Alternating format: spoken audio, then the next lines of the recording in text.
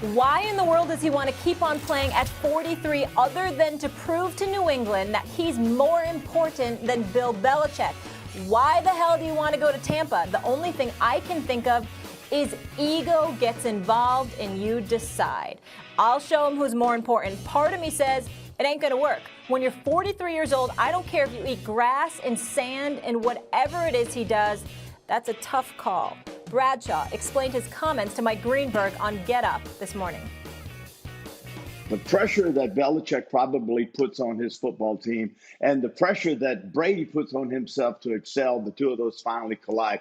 I happen to believe that working for Bill Belichick would have been a great honor. But when you're through because I think that's exhausting. That kind of commitment to excellence is exhausting. It's mentally exhausting. So perhaps Tom wants to get out from under that kind of pressure and be free and go down to Florida in the warm weather and show the world how great he is, how great he really is without Belichick. I know Belichick can win without Brady.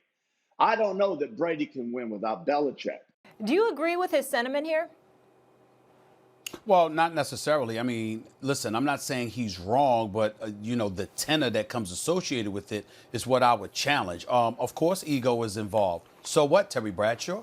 I mean, you're a 4-time Super Bowl champion. You got at the Pittsburgh Steelers to that. The days of Franco Harris and Rocky Blyer, Lynn Swann, John Stallworth. This is why I fell in love with the Pittsburgh Steelers, the immaculate reception and beyond. We know how great Terry Bradshaw was as a champion. He's a 4-time Super Bowl champion. He's been doing fabulous work on Fox for many years. He retired in 1983, more than 35 years ago. He's old school, and I get where he's coming from.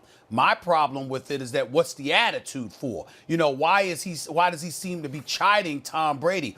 Oh my Lord. Like he said, Tom Brady, I don't know if Tom Brady could win without Bill Belichick. I know Bill Belichick could win without Tom Brady. Well, guess what? What's wrong with Tom Brady wanting to find out? I will remind somebody of a particular story, and I'm sure that you'll recall this, Max, and Molly, maybe you will as well. Years ago, Kobe Bryant was playing for the Los Angeles Lakers, God rest his soul, and Kobe Bryant decided that he didn't want to be with Shaq anymore. He came on my show, quite frankly, back in 2006, if I remember correctly, and he talked about it. And he said, I wanted to do my own thing. I didn't want to be seen as his little brother. I didn't want to be seen as anybody's little brother or anybody's sidekick. In order to challenge myself and test my level of greatness, I wanted to put myself in a position where I was that dude. This is what he said on and off the air. And lo and behold, he ended up going to 3 straight NBA Finals after Mitch Kupchak and the Lakers pulled off that heist that got Pau Gasol for Kwame Brown. And as a result, they go to 3 straight NBA Finals and they win back-to-back titles. And Kobe ends up with 5 titles to Shaq's 4. What I'm saying is that even though people chided him for it, he was unapologetic for the fact that even though he had the most dominant force of the modern era in Shaquille O'Neal, he didn't want to be somebody's sidekick. So now we transfer to here. What's wrong with Tom Brady, a 6-time champion who's won 9 Super Bowls with Bill Belichick, sitting there saying, excuse me, I'm not done.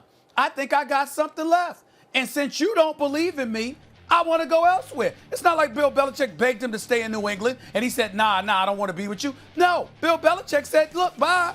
I'm ready to do this without you any damn way. Yeah, he said, okay. Sure. What's the problem? Right. Well, no, Terry Bradshaw I don't think is saying a problem. I think he's saying he doesn't think Brady's going to have success without Belichick, like he's expecting. There's no such thing as a perfect analogy. Usually with Brady, the guy I compare him to is Joe Montana. Bill Walsh was the greatest coach of the era. He revolutionized it. Joe Montana was his quarterback. Joe Montana, like Brady, was considered like kind of a system guy. Was he really the product of all? Then went to the Kansas City Chiefs at the end, went to the playoffs 2 years in a row, went to the AFC Championship game the first time. He was there in Kansas City. Whoa, Montana's just great. That's the reason he won 4 Super Bowls, threw 13 touchdowns against only 0 interceptions in those 4 Super Bowls. Still, there's an argument Montana's the greatest of all time. But so I usually use that comparison, right? Like, let's see how they do apart, Belichick and Brady. Actually, not a perfect analogy, but Terry Bradshaw and Chuck Noll, it's not perfect, but Terry Bradshaw, handpicked by Chuck Noll, along with Franco Harris and Lynn Swann, he put that team together. Steelers weren't good, before that was done, who was Terry Bradshaw. He was a very strong-armed quarterback who didn't put up gaudy numbers. I mean, Brady was a strong-armed quarterback who put up nice but not gaudy numbers at first, over the first half of his career. I'm not saying Bradshaw's on Brady's level. But along with Chuck Noll, Terry Bradshaw won 4 Super Bowls. Stephen A., you're a Steelers fan. Still, I was a Steelers fan as a kid because if your team stunk in your local market, and the Giants did back then, you rooted for the Steelers because of how great they were, how dominant they were. Of everyone out there who has the standing and the experience actually to comment on this, the two that come to mind for me more than anyone are Joe Montana and Terry Bradshaw. And now we've heard Bradshaw's comments. Having gone through it, knowing how important the coach is in terms of that grind and the standard of excellence and the way the two things mesh, the coach and the quarterback, I think he's suspicious of Brady's ultimate success away from Belichick. There's nothing wrong with being suspicious of Brady's ultimate success. There is something wrong with doubting him where you're so quick to elevate Belichick as if Belichick had everything to do with the success of the New England Patriots and Tom Brady didn't facilitate it to the degree that people are willing to give him credit for. And I think that's really where Tom Brady has got himself up in the tizzy privately, at least to some degree. He's thinking about what he's done for Coach Bill Belichick. He knows what Bill Belichick has done for him, but he's also thinking about what he's done as well. And everybody's acting like you could just punch in somebody, Stidham or so whoever it is, and they're going to do what Tom Brady has done. That is insulting and disrespectful. And as it pertains to you, Max, in terms of being a Pittsburgh Steelers fan, I want the world to know I've been doing this show with you for more than 3.5 years. I have never, ever heard you say that you were a Pittsburgh Steelers fan at any point in time in your life. I mean, damn. I mean, it never happened. I've never heard that. When I was a kid, I said it many times. Thanks for watching ESPN on YouTube. For live streaming sports and premium content, subscribe to ESPN+.